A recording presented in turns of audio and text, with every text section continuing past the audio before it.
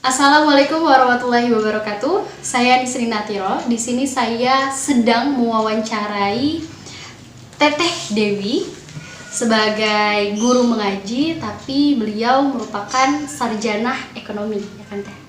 Apa kabar Teh? Alhamdulillah sehat. Boleh perkenalkan nama, asal, dan juga profesinya apa? Nama lengkap Dewi Wulandari, asal dari Jawa Barat. Profesi untuk saat ini guru mengaji. Guru mengaji.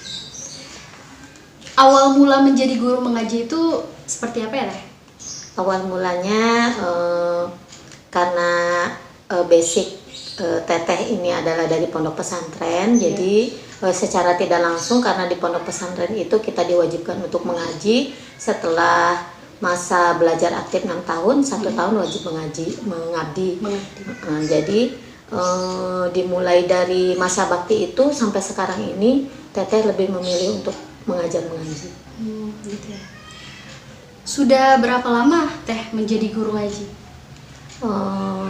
Kurang lebih 20 tahunan. 20 tahunan. Jadi cukup lama ya. Cukup memang. Bagaimana Teteh bisa menjadi guru ngaji, sedangkan Teteh kan lulusan dari sarjana ekonomi. Kita lihat sendiri kan sarjana ekonomi tentu banyak orang yang minati dan banyak peluang. Kenapa harus guru mengaji gitu? Sebenarnya untuk latar belakang teteh sendiri kan basicnya dari pondok pesantren. Jadi sebenarnya untuk mengajari anak-anak itu mungkin bisa dibilang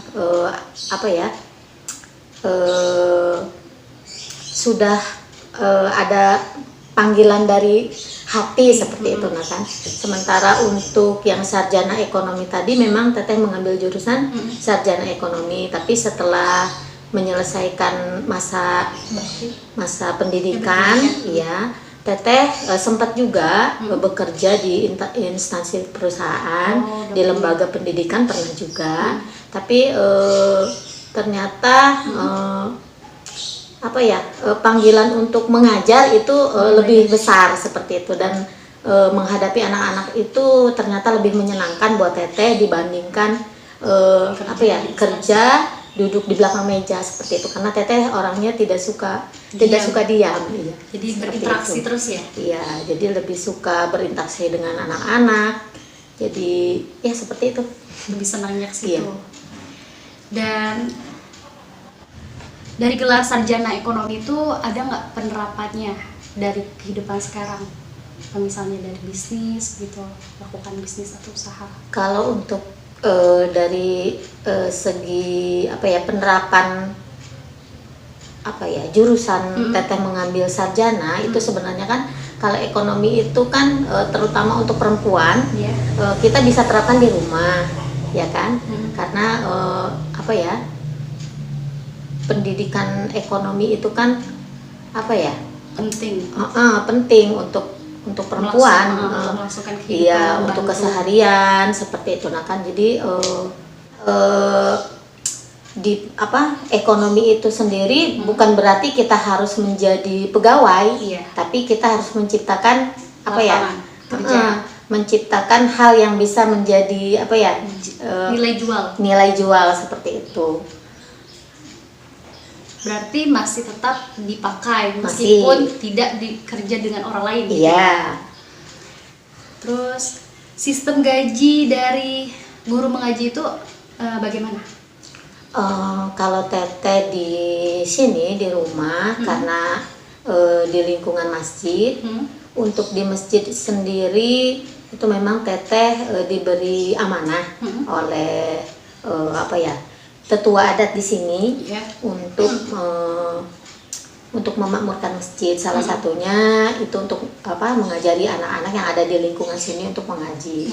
Karena dari sebelum masjid ini berdiri, Masjid As-Sabirin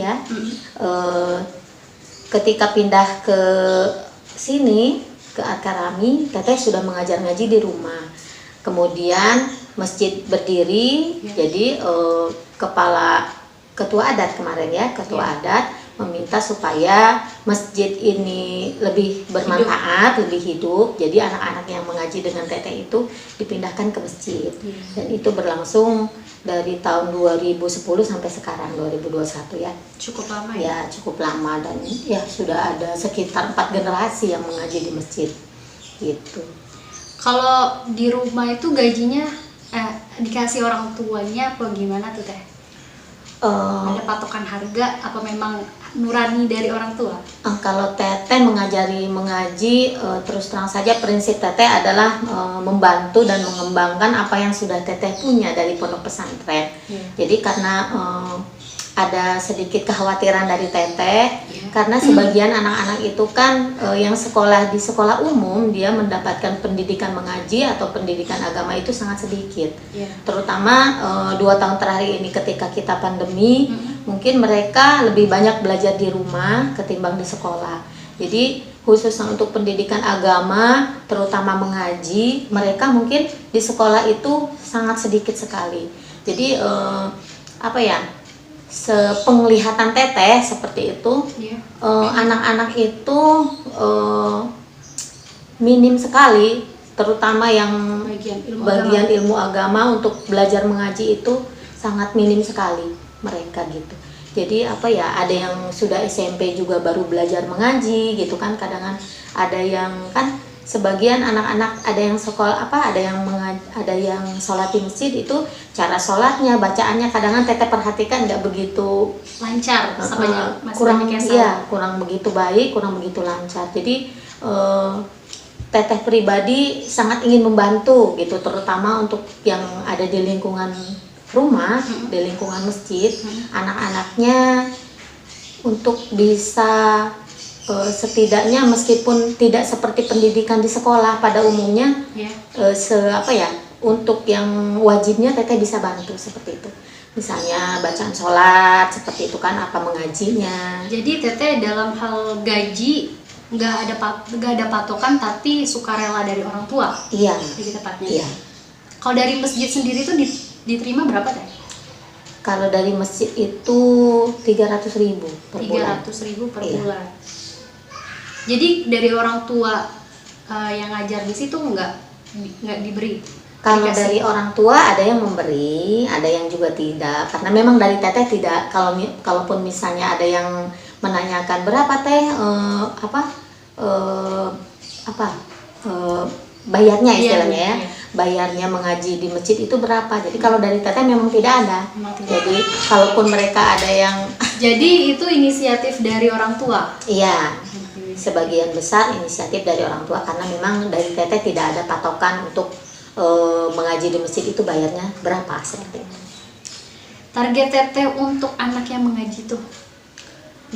Target belajarnya ya, paling tidak mereka itu bisa membaca Al-Quran dengan baik dan benar.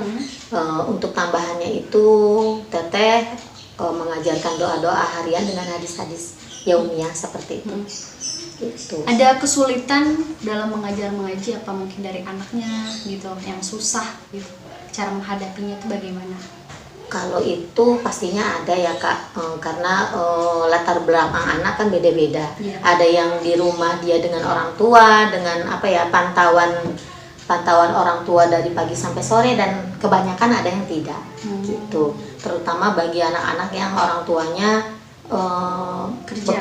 bekerja seharian, terus ada yang dititipkan dengan nenek juga gitu lah kan. Jadi mereka sedapatnya seperti itu.